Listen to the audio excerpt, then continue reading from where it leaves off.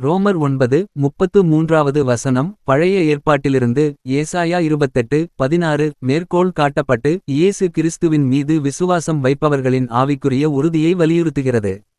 இந்த வசனத்தின் விளக்கம் பின்வருமாறு. அப்போஸ்தலனாகிய பவுல் ரோமர் புத்தகத்தில் இஸ்ரவேல் மக்களின் ஆவிக்குரிய நிலையையும் கிறிஸ்துவின் மூலம் வரும் இரட்சிப்பையும் விளக்குகிறார். ரோமர் 9 இஸ்ரவேலர்களில் பலர் இயேசுவை மேசியாவாக ஏற்காமல் சட்டத்தின் மூலம் நீதியை அடைய முயன்றதைப் பற்றி பேசுகிறார். ஆனால் இயேசு தடுக்கல் கல்லாக ஸ்டம்பலிங் ஸ்டோன் இருந்தார், ஏனெனில் அவரை நம்பாமல் சுயமுயற்சியால் இரட்சிப்பை அடைய முயன்றனர். இங்கு கல் என்பது இயேசு கிறிஸ்துவை குறிக்கிறது. அவர் இரட்சிப்பின் அஸ்திவாரமாக பாறை இருக்கிறார், ஆனால் அவரை நிராகரிப்பவர்களுக்கு தடுக்கல் கல்லாகவும் ஆகிறார்.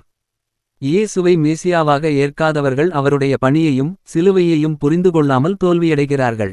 இயேசு கிறிஸ்துவின் மீது உண்மையான விசுவாசம் வைப்பவர் ஒருபோதும் ஏமாற்றமடைய மாட்டார்.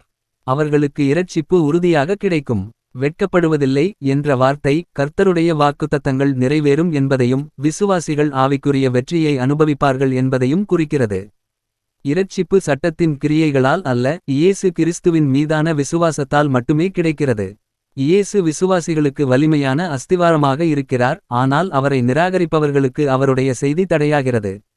இந்த வசனம் யூதர்கள் மற்றும் புறஜாதியார் அனைவருக்கும் கிறிஸ்துவின் மூலம் இரட்சிப்பு கிடைக்கும் என்பதை உறுதிப்படுத்துகிறது.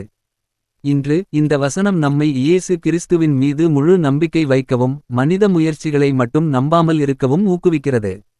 விசுவாசத்தால் நாம் கர்த்தருடைய வாக்குத்தத்தங்களை பற்றிக்கொள்ளும்போது எந்த சூழ்நிலையிலும் நாம் வெட்கப்படவோ ஏமாறவோ மாட்டோம்.